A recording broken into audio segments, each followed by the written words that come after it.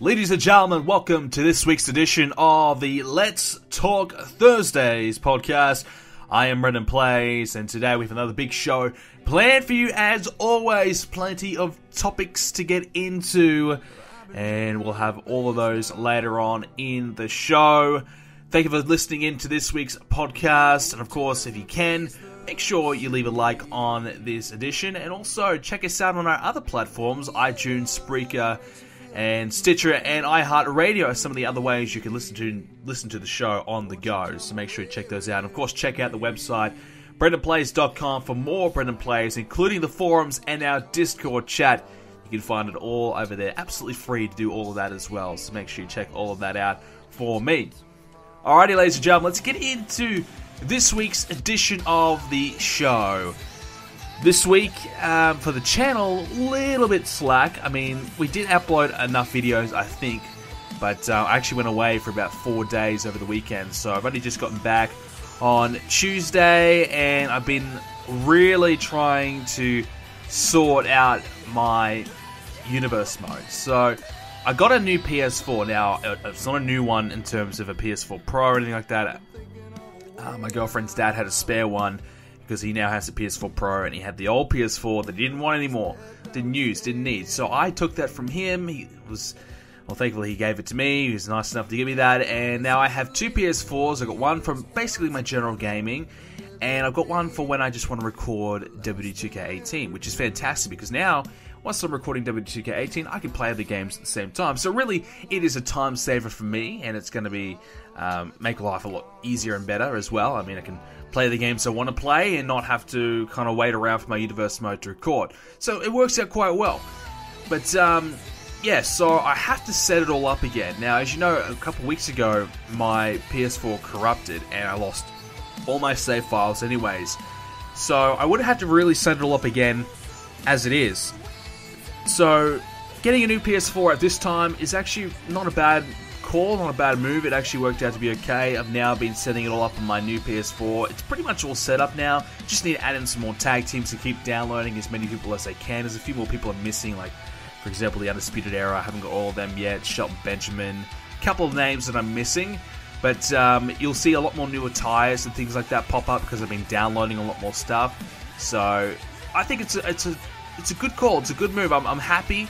I'm happy we're going to be having a bit of a fresh start. It's also got me a little bit more motivated as well to keep working my universe mode. So I'm going to be trying to record a lot more in advance now, record a lot more universe mode as it is, and upload more universe mode, because I know the last couple months I've been pretty slow. So that's really been the reason the last week or two why I've been slow, because I've had to set it all up again. It's been disastrous, to be honest.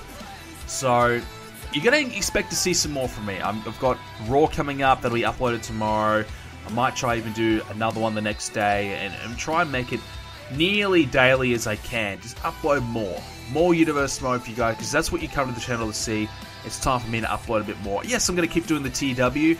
I haven't done a TW stream for a little bit. I'll be doing more over the weekend, I promise.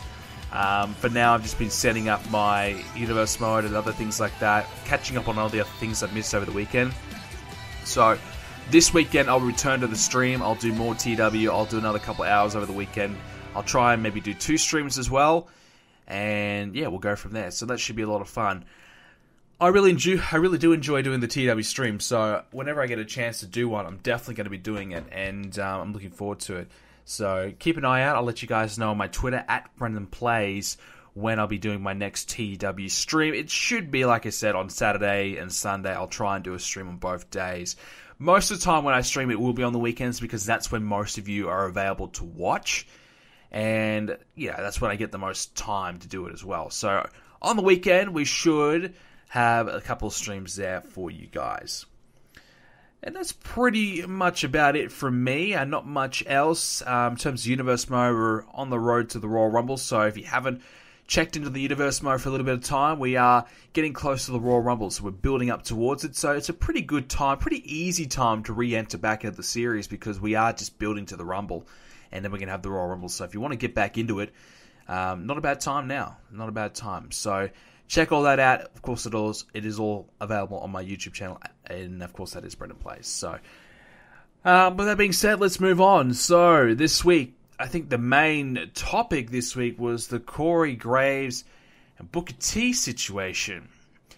It was a bit of a slowish news week, to be honest. It definitely was, if this is the main story. So Booker T came on his podcast, basically bad-mouthing Corey Graves, and basically said, look, Corey Graves is the reason why I don't have a job anymore on the Raw commentary table. Now, immediately you think, okay, I could see it. I could see Corey Graves potentially costing him. And then Booker T kept going on to say that he was going to fight him if he ever saw him in public and things like that, acting like a tough guy. And then you start to go, okay, is this a work? And my initial reaction is, yeah, it's a work. First of all, Booker T, there's no way he'd go on a podcast and say all that stuff whilst he's still employed at the WWE. He knows better than that. And second of all, I mean, I do think Booker T was treated pretty poorly. I mean, Michael Cole and Corey Graves just started making fun of him every week. So I could see if there's actually some frustration there. If that's legit, I could see it. Because he was getting mocked every week. And he's a Hall of Fame guy getting mocked by Corey and Michael Cole. Yes, because he was going on these weird ramblings and, sometimes he wouldn't make sense. Other times he would make sense, and then Michael Cole and Corey Graves wouldn't let him finish his sentences to, wrap up his point. Or they wouldn't even attempt to try and make sense of it. Because I'd be listening at home and I'd say, okay, yeah, that's a fair point. And then by Booker, and then Michael Cole and Corey Graves would shit all over it. They would shit all over it and basically make it seem like it was silly or ridiculous. When realistically, it was not a bad point. So sometimes I think Corey Graves and Michael Cole went out of their way to bury Booker T on commentary a little bit. And, it ended up being a pretty poor dynamic. It was really hard to listen to at times. I feel bad for Booker T. Yes, I think his role was always going to be temporary once they found a replacement. But I thought they might leave Booker T on commentary because maybe they thought, okay, he's done a good enough job. But clearly not. Look, the coach is back. I don't know if I commented about it last week. I think I kind of forgot because the coach being back, whilst I thought it was a good move, I just kind of forgot about it, probably because Coach didn't really do a lot on commentary last week. He was kind of a bit shaky, kind of getting back into it. This week he was better, though. This week he was better. He stood up a bit more. He spoke a bit more. There's, some talk that maybe Michael Cole put him down last week and was, a bit shitty to Coach last week. So, Coach kind of went a bit silent, didn't say as much in the end. This week he was a bit more vocal. He stood up to himself a bit more and I'm not sure what kind of character is he going to be playing. Is he going to heel it up or is he going to be a babyface? I guess he kind of has to be a face in a way, but I think he's just going to be that sports guy with a sports analogy, and I think that's fine. I think Coach is a good color guy, play-by-play no, but good color guy. Obviously, a few months ago I was watching 2005 WWE. Coach is quite prominently on the desk with JR and the King, so you hear a lot of Coach then, and he was really good. He used to heel it up. He was like the assistant to Eric Bischoff, so he was a good on-air character as well as a heel. He was just a guy you just wanted to see get beaten up. There was just nothing likable about him. So he plays that character well. I don't think he'll play that character ever again. I don't think he'll go back to doing that. I think he'll just be, the respected sports analyst on the desk, which I think is fine, but he has the potential, has the ability to do it if they ever wanted him to, or if he ever wanted to, I guess. Because I don't think he will, because I think now that he's transitioned into the sports world, I think he wanted to keep himself pretty clean cut and respectable and not do anything too crazy to ruin that reputation he's now been able to build for himself away from the WWE. But yeah, so Booker T, this whole fighting thing, I think WWE came out and said it was a bit of a work. I think, they basically said that Booker T was using it to hype up his podcast a bit and also get a bit more heat on Corey Graves. That was the report that came out about it, which I think, I could see that happening. Booker T getting a bit more buzz for his radio and whatever. Pretty easy. I don't think there's much to it. I think a lot of people making, looking into it more than what it really was. If Booker T really did say all that legit, he probably would be fired or suspended. Yet, here he is still employed. So, yeah, we'll leave it at that. Triple H, the other bit of news this week, probably I think the biggest piece of news this week, would be Triple H gaining more power. Triple H has taken over 205 Live and has looked to reposition the brand as more as that Cruiserweight classic style of just good in-ring action. Don't worry about the storylines or the characters so much. Just worry about having good matches in the ring, which I think is what the Cruiserweight should have been this whole time. Yeah, we all kind of thought, okay, some promos and some storylines for the Cruiserweights would have been good. But let's be honest, we've seen their attempt at that. It's been very, very poor. They struggle to get main event storylines good. So why would they get lower end card guys, good storyline? They haven't. They haven't done it in a year. So Triple H saying, look, let's scrap that and let's just go back to having good in-ring action like NXT does, is a good call. Roderick Strong's in there now. I don't know if that's a full-time thing. It could be. Not a bad idea if it is. I mean, Roderick Strong is a good in-ring talent. Hideo Itami's in there as well, who, by the way, is already gone from that tournament. I think that's a bad call. I would have saved Strong and Itami for later on in the tournament, but they gave it away early. I hope they've got some good replacements lined up. If they do, fair enough. Wouldn't surprise me if Johnny Gargano is another one that gets called into this as well. But yeah, look, I haven't checked it out. I haven't tuned in, but from all reports, it's been a lot better, which is positive. That's all you can really ask for. I guess Enzo going has kind of been a blessing in disguise for the Cruiserweights. Enzo was that character-driven guy who kind of just controlled 205 Live every single week. He was just the focal point of every show. So, they've gotten rid of him and hit the reset button a little bit and gone in a different direction. Drake Maverick is now in. Rockstar Sparta's the GM. That's good. So, I'm not going to be tuning in anytime soon, but it gives me hope. And look, I might check out that Strong and Itami match. Maybe that was a good one. I've been hearing, that was, worth watching. So maybe I'll check that one out. But, I guess there's a lot more work to be done, but it is a step in the right direction anyways. And Triple H gaining more power clearly seems like that is the right move. Triple H has done a great job in NXT and making the storylines feel special. The big matches feel huge. The in-ring action's been great. He's really been able to make NXT awesome. Even at times with the talent that they don't have. They've been able to elevate guys that you probably wouldn't say are main event talent or great talent. They've been able to elevate them and get them over. Get them over and utilize them well. They haven't always had your Adam Cole's there, your Johnny Garganos, your Kevin Owens, Finn Balor, Nakamura, Joe. They've had some stacked names go through there. But at times they've had a period of time where they haven't had many. But now they're in another period where they've got Aleister Black's on fire. Obviously Adam Cole, Johnny Gargano, Andre Cien Almas has actually stepped up as well. I really like Velveteen Dream. He's doing really, really well down there. And obviously Roderick Strong and Ono, they're still there as well. So they've got a lot of names down NXT doing really well and they've been able to utilize them terrifically. But you compare NXT and you would still say the main roster's got the better talent by far. So if Triple H could somehow just get power, I really believe he'll make some smarter decisions, or at least bring back some better storylines and better in-ring action. Vince McMahon, you've seen it within 2 weeks of 205 Live. Vince McMahon stepped away from 205 Live 2 weeks ago, and within 2 weeks it's already a better product than anything Vince has ever really done. So that gives me hope. It makes me wonder, well, will Triple H really make the product better when he takes over? Maybe he will. I always thought there was a chance that he won't, but I think it's more looking likely, yes, things will get better when Vince moves on. Now, will Vince step away with the XFL coming around in 2020? I'd say Vince will still be there for the next year. But I reckon once 2020 comes around, I feel like Vince McMahon may really start to pull back even more. Maybe he'll take away Smackdown. He won't do Smackdown. He'll just do Raw. Or maybe he'll just be there at pay-per-views. Who knows? But I think it'll be Vince really starting to take another step away, slowly handing over the reins. And I think that's a good move. I think Triple H is clearly the better man to have control at the moment.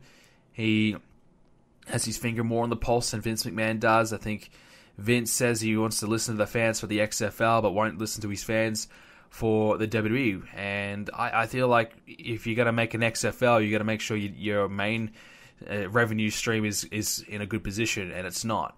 So I feel like WWE, they just don't know what they want to be, just don't know what they want to do. They want to be sponsor friendly, but the fans, they want to have, they want it to be different, and the WWE trying to resist it, trying to produce a product that they want to produce, but the product they're producing that is not a product the fans want to see. It's just a shit show. But, it is what it is. Hopefully, with Triple H getting a bit more power, we start to see some change and improvement. Yes, Stephanie's still there, and she's always going to be a cancer. There's another report coming out. I'm not going to spend too much time on this, but Stephanie, apparently they're going to use Ronda Rousey to try and elevate Stephanie McMahon. Dave Meltzer said that. I don't buy it, but, it wouldn't put it past me. They want to try and make Stephanie more mainstream. God help us. If they're bringing in Ronda to put over Stephanie, Jesus Christ. What's the point? What is the point? But I don't buy it. I'm going to say that's a load of shit, but you never know with the WWE. Jason Jordan's out. He's officially out with an injury, a neck injury. I feel like, he'll be back soon. I don't think it's long-term yet. I haven't read the injury report, but I heard it was a minor injury, so he should be back in a bit of time. Finn Balor is now the replacement partner for Seth on the house show circuit. Will he be the replacement partner for him on TV? I don't think he will. I think they're going well with the club. That resurrection with Gallows and Anderson. I don't think there's any need for Finn to change partners. I think that would be a bad call. In terms of Seth, you just give him Roman Reigns for a few weeks, to deal with the bar, which is what they did on Raw. So I feel like that's what they'll do. Go in that direction for a few weeks, and then just have the bar move on to a different team. Seth has been feuding with the bar for about, 4 or 5 months. It's been a long freaking time. I don't know if it's that long, but it's been a long time. A long, long time, and I think it's time to move on. Why don't you put the Revival in there against them, or, someone else? I mean, I still think Bray and Matt Hardy would be a good tag team, so I feel like that might be might not be a bad idea to use those guys there as well. The other bit of news was, and speaking of Hardy Boys, or Matt Hardy, Impact Wrestling have come to an agreement with the WWE to let the WWE use the footage from the broken Matt Hardy run in Impact. So the WWE, if they want to, can air all the Hardy compound stuff and everything like that. The final deletion matches and things like that, I would assume. All those matches, all those moments are now available for the WWE to use. They've got the rights to use that footage. So this could mean the Hardy Boys will get, Matt Hardy will just get elevated a little bit more, maybe. Maybe a little bit more stuff starting to creep into his character, a little bit more behind-the-scenes stuff, replaying some of that stuff we've seen from TNA, from Impact, starting to come back on WWE. Maybe they'll even throw it on the network. I don't know if they're allowed to do that, but if they are, maybe they'll throw it on the network. I don't reckon they'll be able to do that unless the WWE just outright bought it. I don't know if they outright bought it or just have the ability to use it. You'd think if they outright bought it, then they could put it on the network. If not, then I don't think they could. But anyway, so they've got that there, and they've got it at their disposal. How much will that help Matt? I don't know. What will they do with it? Probably just vignettes and things like that, hyping up Matt Hardy. But let's hope they do something with it. They've really done a bad job with Matt Hardy so far. It's kind of gone already. The lust is there. The lust is gone. People are starting to lose interest already. It's disappointing. I feel like Matt Hardy, yes, he's up there in age, but he's a good character. He's a good performer still. I feel like there's still potential with this gimmick, but they're just not making the most of it at all. And feuding with Bray Wyatt hasn't helped. I feel like teaming them up together and being that weird makeshift team could really work. And at worst, it gives you another tag team, which the WWE do need. They always need new tag teams, and that's something I always encourage. Get more tag teams whenever you can. And they could be that weird oddball team that maybe take on the bar and win those tag team titles. You never know. Jeff Hardy won't be back until WrestleMania time. So you could have these guys team up for a few months, and then maybe they have a blow-off match at Extreme Rules or something like that, a Hardy compound thing or whatever. I don't know. But I personally think it would be fun.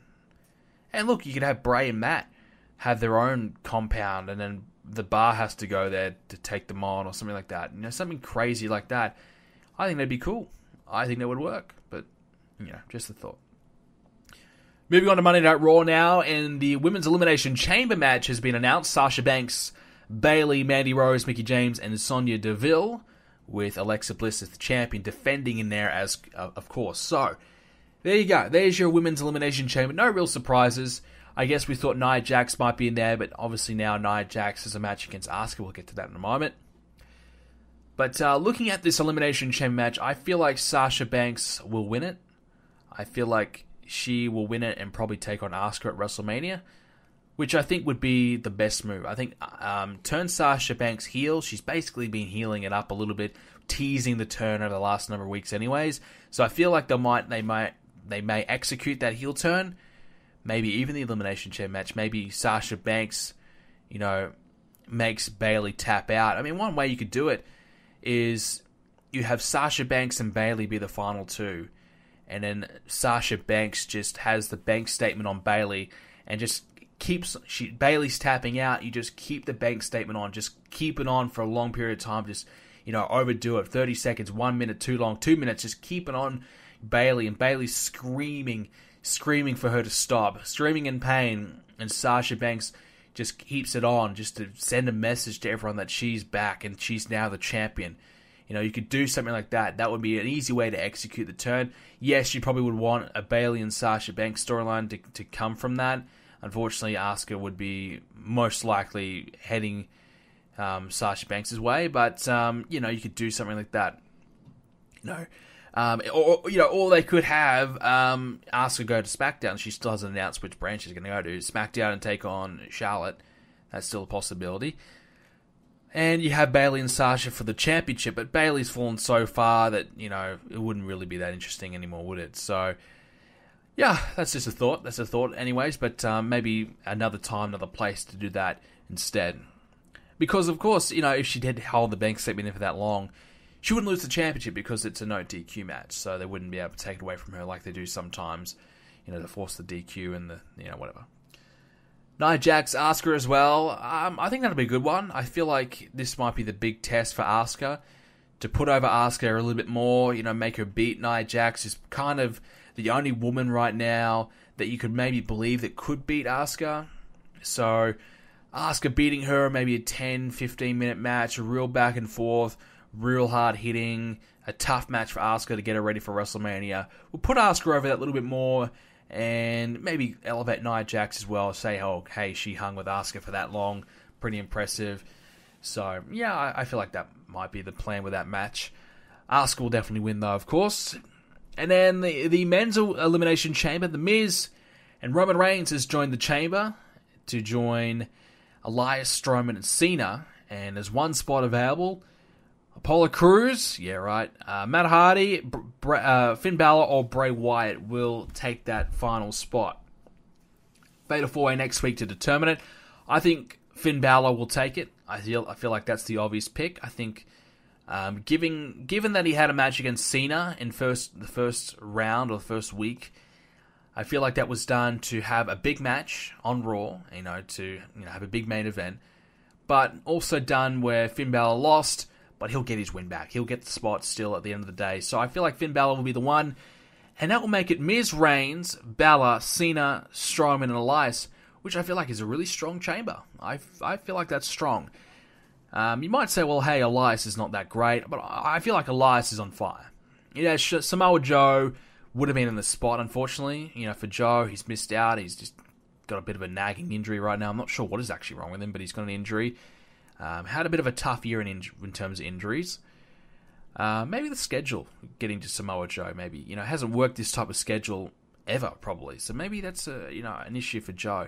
Who knows? But Elias in this spot, I've said it from day one when Elias debuted. I thought this guy had so much potential. I saw him at an NXT house show a year or two ago now. I thought he was absolutely fantastic.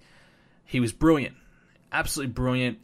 And I always thought from that night on, I thought, okay, Elias, I've heard a lot of negative things about him, Elias Sampson, but this guy, I think, has got it. This guy could be a good heel. Didn't think he'd be a main event heel, but he's in this world title match, or number one contenders match. So it's big. It's big for Elias. I hope they keep the momentum building. Yes, when Joe comes back, keep Elias in this top spot. Keep pushing this guy, because he's got so much potential. I think he is legitimately top guy worthy. I don't know if his character, if his gimmick is a main event character, but you'd have to think that he definitely will keep getting better. His reactions are getting bigger and bigger every week. So I feel like a mid-card championship would be a good move for Elias in 2018.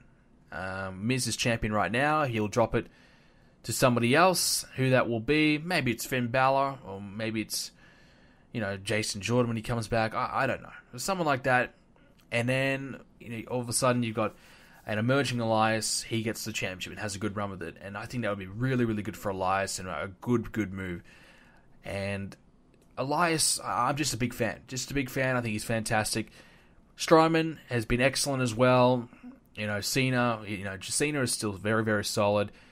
Balor's impressed me in the last few months. You got to admit, this guy has had a really bad year, but he's come back. He's come back the last few months to been able to elevate him just a little bit again, get him a little bit more relevant, a bit more momentum behind him, and he's having a lot better matches as well. So he's done very, very well for himself. The Miz has always been excellent for a long period of time now, so what can you say about him?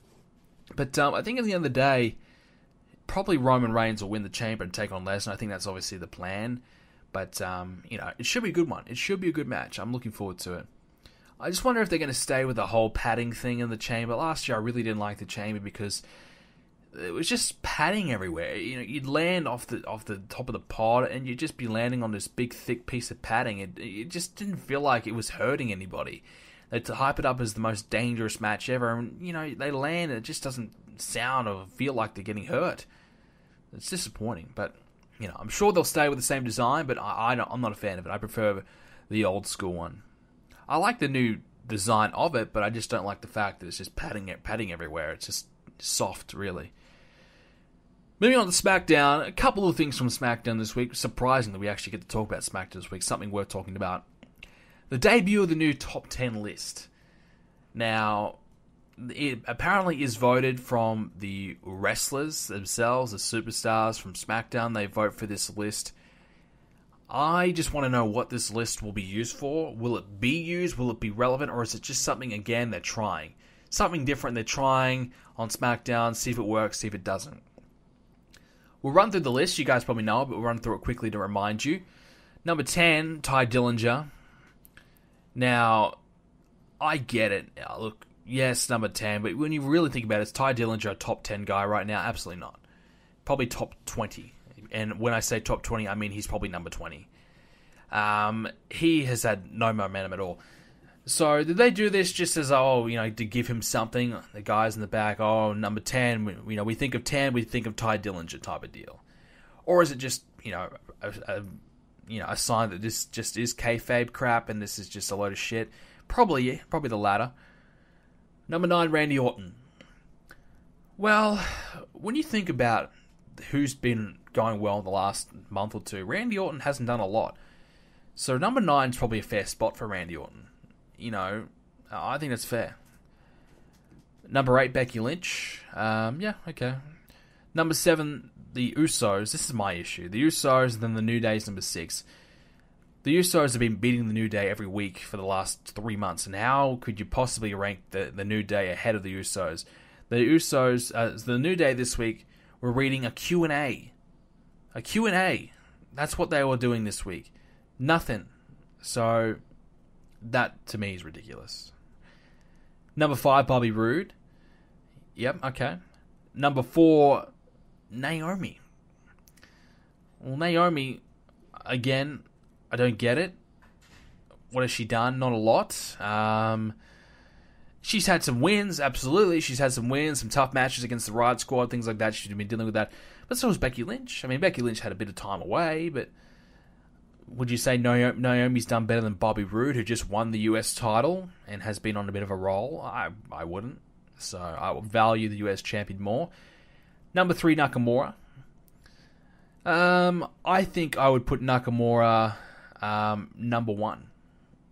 Number 1, because if you have Nakamura, if he wins the Royal Rumble, he's number 1 in my eyes. He's number 1 right now. AJ Styles has lost a number of times to Kevin Owens, Sami Zayn. I know it's a fucking bullshit list. I know I'm analyzing a bullshit list, but if I had to pick my own, Nakamura would be number 1 because he won the Royal Rumble, and AJ Styles had a few losses recently. Nakamura has just been on a roll. He's been beating everybody for months now. Number 2 is Charlotte. Fair enough, but I would probably put Charlotte number 3, and AJ Styles is number 1. I'd put him at number 2. But it makes sense, though. You have your 2 champions as your 1 and 2, which is fair enough. Absolutely fair enough.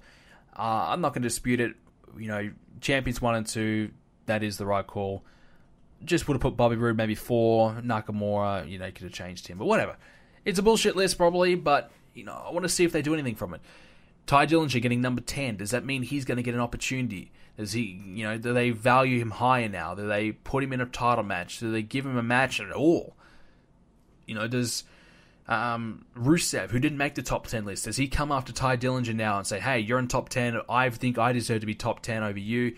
Do we see some storylines sporting out of this? And if that's the case, fantastic, because I feel like they've needed to do a list like this for a while. Have a clear-cut list of who's the contenders, who's the next in line, who is the top 5 contenders for each championship. I believe that's what they should be doing.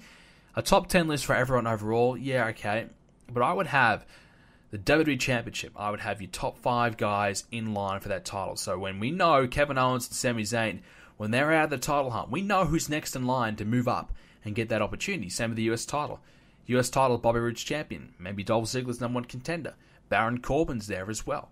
Ty Dillinger might be there. Rusev might be there. So you can see a clear-cut list of who's the contenders there, who's next in line, and who's going to be moving in for another opportunity after the current contender. So I feel like that's maybe what they should go with, rather than this top 10 list overall, because if you're going to have champions on the list, it really doesn't do a lot. Yes, your champion should be all over the list, and basically, your champion should be 1, 2, 3, 4, 5 type of deal. But, look, we'll see what happens, but I'm not expecting much.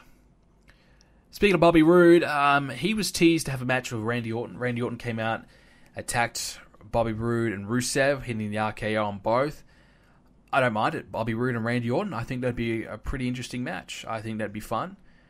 Has Randy ever held the US title? I think, is that the one title he's never held? I can't recall a time where he's ever held it.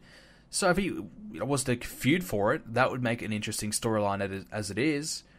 Bobby Roode wants to prove that he is wants to prove that he's a great US champ, wants to be the best US champ of all time, which I think is ridiculous. They say that. Every champ says that. I think that's a bit overused, but Randy Orton could say, hey, I've never won this title. It's time for me to win it. I want to become a Grand Slam champ or whatever, and I want to, get this championship. So we'll see. But I think that would be a good feud. If Rusev's still in there, fine. Triple threat, yeah. And look, Rusev's done really well. His reactions are really strong. Apparently his merch is really good as well. Keep the momentum building with Rusev. Don't, go with the momentum. If you've got a guy who's getting popular and getting over, getting reactions, this is the thing that WWE does. They just bury it. Just keep this guy winning.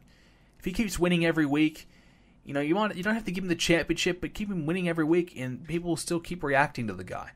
But I thought for a moment they might have given the belt to Rusev. I thought they might have done the hot switch and gone with the guy who's got the momentum right now and the popularity. Because Bobby Roode's struggling.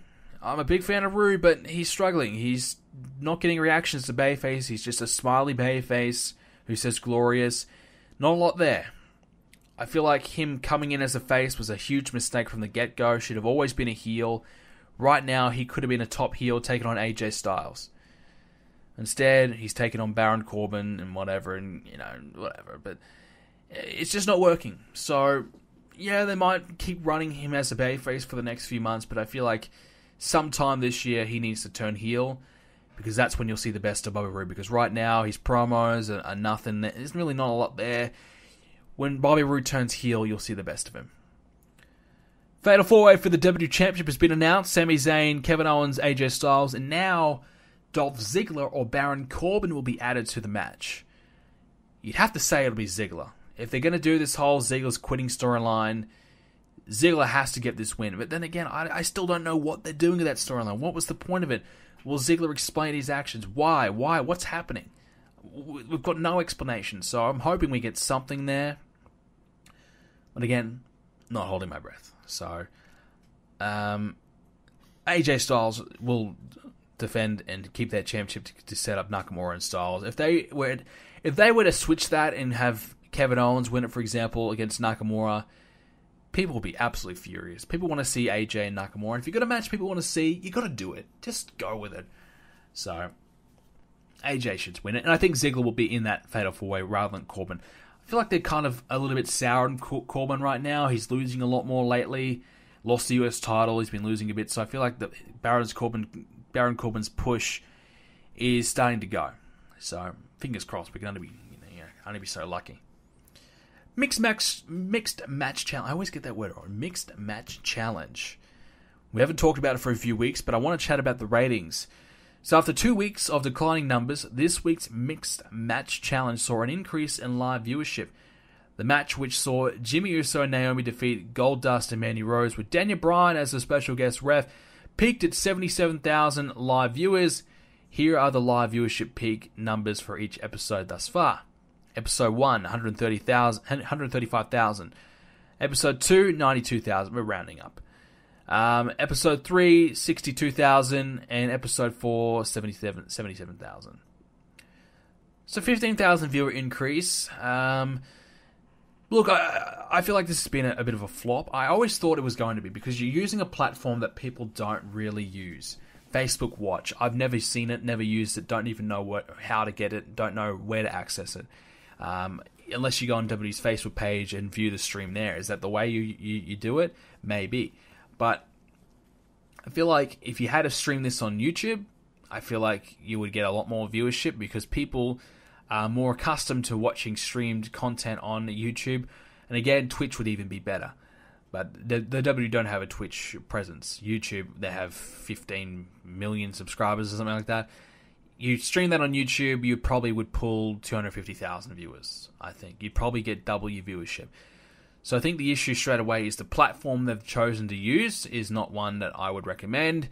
Facebook Watch just doesn't have the market. And a lot of, Twitter and things like that, and Instagram, Snapchat are starting to become more relevant for the younger people as well, so the audience. And a lot of the older people don't really know how to navigate around Facebook. So I think WWE's average audience is 47 or something like that. So you're asking a lot of your older demographic to tune in via streamed content, which is always going to be an issue to begin with because people, may not know how to find it, may not know how to access it, and etc. etc. So you're basically targeting a younger audience, and a younger audience. Facebook's still the number one social media platform. Absolutely, it's still a powerhouse, but it's not as used as prominently right now within the younger generation. They are starting to turn towards more different social platforms. So if you are looking to use Facebook Watch as your primary source of stream content down the line, I probably wouldn't recommend it because of the fact that it is starting to perhaps decline in numbers. Facebook, I think, put out a statement that their active users is what I was trying to find. Active users has declined. I don't know the percentage. I think it might have been about 10% or something like that, but they're starting to see a decline. Whereas YouTube is still very strong. YouTube is where you go to watch content, where you go to watch videos. Facebook is still, yes, you see a lot of video content on Facebook, but I still feel like Facebook is still there to repost and things like that. So I think it was a trial run from the WWE, a trial run that they probably will live to regret. It hasn't been successful. I watched the first match, the episode 1. I didn't watch it live, but I watched it afterwards. And it was just okay, just not a lot to it. It was whatever. And I didn't really care for it. So, yeah, and I feel like if you had to go on to YouTube, you probably would double your viewership easily because they've got such a huge presence already on YouTube. You've got 15 million subscribers on there. People go on YouTube after they've finished watching Raw, or Smackdown, I should say. Or they're not even watching Smackdown. They just go on YouTube. They can see it. They're watching other people's videos already. So people are already on the site using it for other people. They click their subscriptions and go, oh, there's a stream for WWE on. All right, I'll check it out. So you're more inclined to get that audience, whereas you're basically asking people to go to Facebook Watch to specifically watch this thing, and they may not already be there, watching other stuff. So you really don't have that audience that could potentially just click on and tune in. Whereas on YouTube, you would have that audience that could just, wander around and go, oh, what's this? And check it out. So that's the issue they're probably having with Facebook, and obviously not having the target base from the get-go. But I guess overall, the Mixed Match Challenge, probably a failure. Yeah, I would probably say so. But worth a try. It's definitely worth a trial run. So, all right, we'll move along now. So we're going to get into some gaming chat before we get into some questions here. Like I said, not a hell of a lot of news coming out of this week's wrestling, but we covered as much as we possibly could. Gaming chat, obviously, I told you guys earlier on, I got a new PS4. Very excited about that. But I've been playing Wolfenstein and Monster Hunter, a couple of new games. Wolfenstein, not so much new, but Monster Hunter, definitely brand new. We'll start with that. Look, from the get-go, I thought Monster Hunter was good. I think it has a real big potential. You jump on, you're in this huge world with so many monsters to go and hunt. You can get all your friends in there, and you can go along and you can just find random people as well. It's really online-based. Go on there and just hunt monsters. It's got a really great, promise about it. Graphically, it's really really good. It runs really well, really smooth. The only thing I'm not liking at the moment is just the combat, but maybe that's because I still haven't adjusted to it or learned all the combat tricks. So once I learn a few more combat tricks, I think I might start to enjoy it a bit more. But look, if you're looking for a new game and you like RPGs, I think Monster Hunter's there. It's got a lot of depth to it. There's a lot to it. I feel it's almost overwhelming jumping into it. And the storyline behind it is pretty simple, but I like it. Just basically, you're a young monster hunter looking to earn your stripes and step up into the world. And it's simple, but I think it's effective. And it's got full English as well. I thought it was going to be one of those, Japanese dubbed games, like Shadow of Colossus, for example, or Last Guardian, or whatever it was. But it's not. It's full English, and it's just good. It's good, man.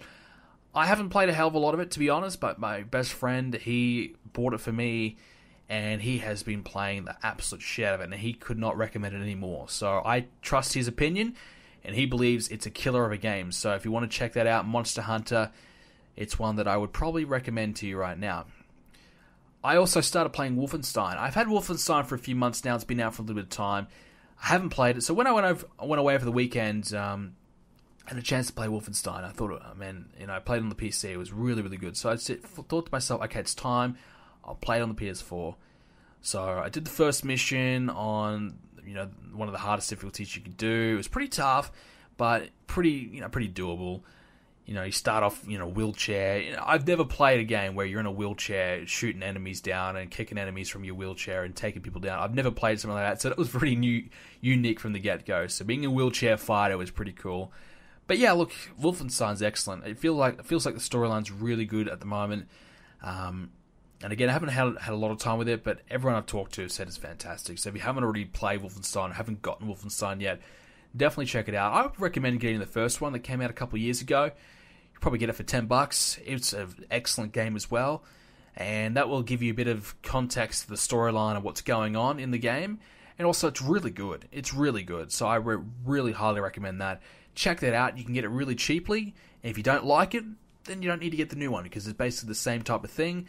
So, you can check it out. Basically, play the new Wolfenstein for cheap, So check that out, Wolfenstein. But, a couple of new games I've been playing. I really want to get into Assassin's Creed Origins. I was playing Assassin's Creed Syndicate, and I lost my save file from my PS4 corrupting. So I don't think I'll go back and do Syndicate anytime soon. I think I'll just skip and go straight to Origins. So pretty soon I'll start to play that. I'm really excited to do that. So that should be a lot of fun as well. But so a couple of new games there. And obviously plenty of new games coming out soon. So I better start saving my money so I can get them. I better start finishing some games as well. Back on Horizon Zero Dawn as well. Started playing that again. It's so good, man. Horizon Zero Dawn is really freaking good. I really need to finish that and keep playing with that as well. Also been playing the new Homefront, Revolution, I think it is. Really bad reviews for Homefront, but I always wanted to give it a try because I was a big fan of the first Homefront. And surprisingly, this game isn't as bad as people are saying. You know, I think the reviews are like 5 out of 10 or something like that. I'd probably give it a 6.5, 7 out of 10. I think it's pretty solid. I'm really enjoying it. So I definitely want to play more of that. I probably put 10 hours into it so far, playing the campaign. It's been playing on the hardest difficulty, so it can be pretty tough at times as well, but it's pretty fun. I haven't even had a chance to play the online yet because it's dead, but hopefully in the next week or two I'll find some people to play the online with and try that out. So I probably wouldn't recommend it, but it's definitely a game that I've enjoyed. So if you find it in the bargain bin and you're looking for something to play and you like shooters, you might get a kick out of it. So, and the other thing as well, AO Tennis. I did a review on AO Tennis a month ago now, I guess, nearly a month ago, maybe 2-3 weeks ago. I gave it a 5.5 out of 10. I just want to let you guys know that they've done a lot of patches on this game. They've done a lot on it. They've improved it big time. So much so that I probably would bump that rating up to a 6.5 out of 10 now. So if you're thinking about AO Tennis, I wouldn't do it yet, but when the price does come down, the game has definitely improved. They are working on the game really hard to try and make it better. They've even added a couple of new players as well. So keep an eye out for AO Tennis. It's a work in progress type of game. They rushed the release clearly.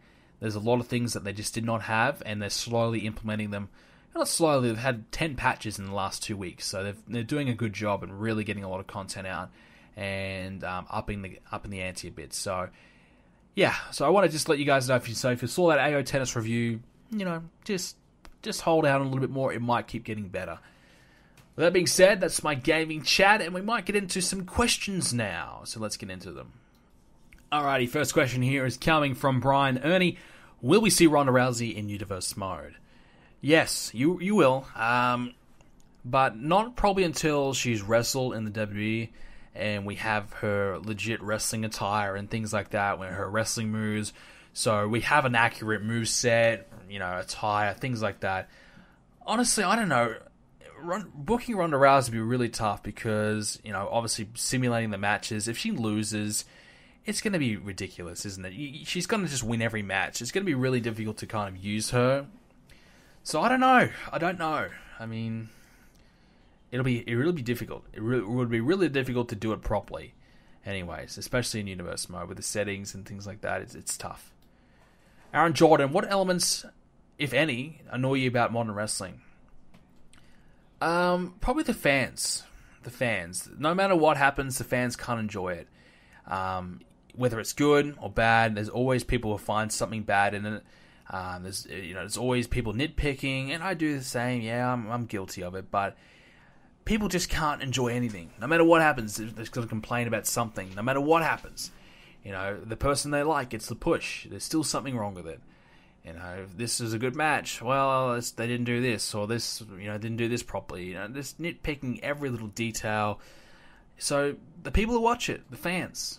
The wrestling itself doesn't really annoy me. I wish there was better storylines, more character-driven moments, but it is what it is. But definitely the fans annoy me. They actually annoy me. Whereas the other things don't annoy me, the fans, they annoy me. Again from Aaron Jordan, have you ever been to the UK? If yes, and yes, I ask because I'm from the UK myself. Well, shout out to everyone who's listening in from the UK right now. No, I've never been to the UK, never been overseas. Obviously from Australia, never been overseas. Would love to go to the UK at one point. The first destination I want to go to first is probably the US, and then after that I would definitely go to UK second. Or maybe New Zealand, but one of those. So probably UK, honestly probably UK second. So I definitely want to get to England and see all that and experience the shitty weather for myself. But I want to definitely get there at some point. Never been there, never been overseas. Not sure why. I don't even have a passport. I just never had the opportunity. I never really wanted to. I don't know if I'll ever get overseas anytime soon either. I mean, I'd like to go to a WrestleMania at some point in the near future. So maybe in the next few years I might get over there for a WrestleMania if I can start saving up. So that might be it. But other than that, I don't see myself going overseas anytime soon, unless it's for a holiday or something like that. Just Hawaii or something like that. I don't know, but yeah. Thomas Speller, have you played UFC 3? Will we see it on the channel? I was going to play UFC 3. I was going to do videos on it, but because I went away over the weekend when the game was released, I missed the boat, really. I missed the chance to do videos on it to capitalize on those initial first, second, third day views. Plus, I looked at the reviews. It wasn't really great. The game's improved a little bit, but not so much. Not as much as I was hoping, not as good as I was hoping for. So the game's not great. And if the game's not great, I'm not going to pay top dollar for it when I'm not going to be making videos on it. So I would have made them, but I've just kind of missed out. It's just bad timing from me personally. Cameron Fox, how do you feel about Elias pinning John Cena? Love it. Love it. Elias, needs these wins. If you want to elevate a guy, this is the way to do it. They're doing a great job with Elias. Keep it going. Keep it going. Yes, getting beaten up by Strowman after the match, I don't think that hurts him at all. I don't think it hurts him. He won the match, and he gets the best spot in the match. So it's good for Elias. It's not a lot, but it gives him a little bit. It's a little bit of a push-up, and just, legitimizes him a little bit. It makes him feel like he deserves to be in the match. This one from Jael Macias. Argenia. I just butchered that name. Hopefully you know who you are. I'm sorry, man. You're gonna be 3 tough names. Who do you think Brock Lesnar should go against at WrestleMania if it isn't Roman? I've been saying it for weeks. Braun Strowman. It's got to be Strowman. Absolutely. Strowman's the man. Strowman's excellent. It's got to be him. Aaron Jordan again. Do you enjoy stand-up comedy? I do enjoy it, but I don't really watch any of it. I don't think I've ever been to a stand-up comedy show. Never been to one. Would I go? Yeah, I probably would. The only comic I really like, Jim Jeffries. He's really the only one I've watched. There's a couple other guys I've checked out, but I didn't. It's okay. I wouldn't, go out of my way to watch them. But obviously the Jim Jeffries Netflix ones are really good. But I don't really watch a lot of stand-up. I need to watch probably more because I enjoy it. If I can find a good comic, I will probably watch all their stuff because who doesn't like laughing? So, but I just haven't found many good comics. So if you've got any recommendations, let me know. Here's an interesting one. Cameron Fox, do you like pineapple on pizza? Hell no. No, don't like pineapple at all. John Monahan, I have another question. I haven't even seen his first question yet. We'll go to his first question first then. John Monahan, which WWE superstars... He's got a lot of questions. Do you think will be released in the near future? Probably the Colognes, Epico Primo. I've been waiting for them to get released for 10 years nearly. Yeah, so probably them. Trying to think. You just got to look at people who are not doing a lot right now. Kurt Hawkins could be on the chopping block. He's doing a hell of a lot of nothing. Senshin. Yeah, that's the first few names off my head. I'd have to look at the roster and give you a proper... Probably some 205 Live guys. Lince Dorado, for example. Lince Dorado, who could be gone. And Mustafa Ali, those types of names. They're not doing a lot in that division when they're trying to maybe do a bit of a clean out and get the brand going again. It wouldn't surprise me if they cut a few 205 Live guys. Do you think The Undertaker will have a match at WrestleMania? Who will he face? No, I don't think he will. I don't think he will. I hope he won't. I feel like his send-off last year was perfect. Don't ruin it. Who do you think will win the Cruiserweight Championship tournament? I don't know, man. Roderick Strong might be a favourite. I don't know who's in it. It depends. Who's going to be in it from NXT? Who's getting the call-up? If Johnny Gargano's in it, it's a good chance he might win that. I would probably pick him. It might even see Ciampa and Gargano in the tournament. You don't know. But it's hard. I would have said Itami would have been a favourite, but he's already gone, so who knows? You'd have to just kind of look at who's in it and go from there, but we don't know. So it's hard to give you a pick. I'll tell you this now. I don't think it's going to be anyone who's on the 205 Live roster right now. I don't think it's going to be anyone. I'd love to say Neville could go in it and win it. I think that'd be awesome, but I don't think that'll happen either. But, we'll see. I feel like it might be Roderick Strong at the moment, if not Johnny Gargano. I have another question. Do you think Elias... Here's his other question. Do you think Elias is in for a big push this year, and how do you think they should execute his push? Just haven't beat people. I wouldn't mind seeing Elias have a bit of an entourage around him. Maybe getting a few people to be his groupies or his roadies or whatever you want to call it. You know, a bit like the Miztourage, yeah, but different in a way as well. Maybe even having some women by his side, having some women, you know, support him wouldn't be a bad idea. I feel like you could elevate him in that way. But, you know, to execute his push, I would just have him be competitive against the top guys. Be competitive in the chamber. Give him a competitive match at Mania. And, like I said, I would give him the Intercontinental Championship sometime this year. Build him towards that championship. Give him the title and have him have a strong reign with the championship. You know, good 3, 4, 5, 6 month reign. Something like that. And have him have a strong reign. And then see how his character goes. If he's still getting popular, still getting good reactions, he's having good matches, then evaluate and maybe think about giving him a proper push into next year. But I think this year he should win the IC title. And that's it, ladies and gentlemen. That's all we have time for this edition of the podcast. If you enjoyed it, make sure you leave a like on it, of course. And if you want to check out next week's show, do so by hitting the subscribe button so you don't miss any uploads from me. Check us out on iTunes, Spreaker, Stitcher, iHeartRadio. Those are some of the other platforms you can use to listen to the show on the go. Check out the forums, BrendanPlays.com/forums to continue the wrestling discussion over there as well. And while you're there, join the Discord chat as well and go and chat with other people all the time. 24/7, there's always someone on there chatting away. So go ahead and check that out as well.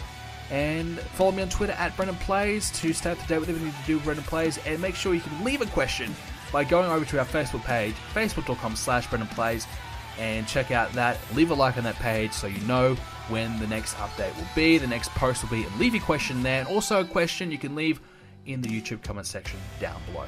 That's it from me. Hope you enjoyed it. See you next week.